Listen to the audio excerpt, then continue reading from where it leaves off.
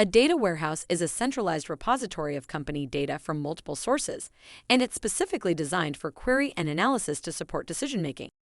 As we discussed in previous videos, the data warehouse is an important component in any modern data stack. It's the place where data is stored, cleaned, and transformed into a single, unified view.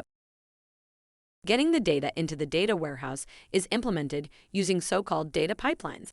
These pipelines implement an ETL or ELT flow. Data warehouses typically use a relational database with tables to store the data. However, a data warehouse is optimized for reading and aggregating large amounts of data, whereas a traditional relational database is optimized for transactions. For example, updating a single row in a data warehouse is slower than in a relational database.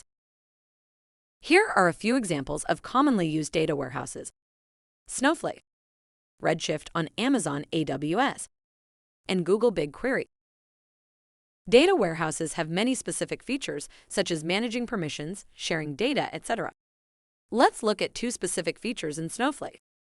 First of all, Snowflake splits the compute from the storage.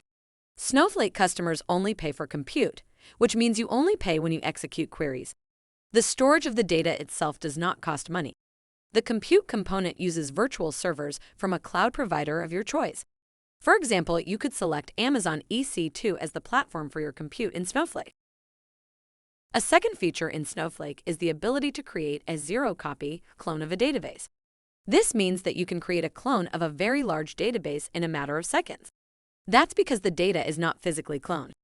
Instead, both databases will reference the same storage, and once changes are made, those changes are stored separately for each database. In a next video, we will talk about an alternative to the data warehouse, a data lake.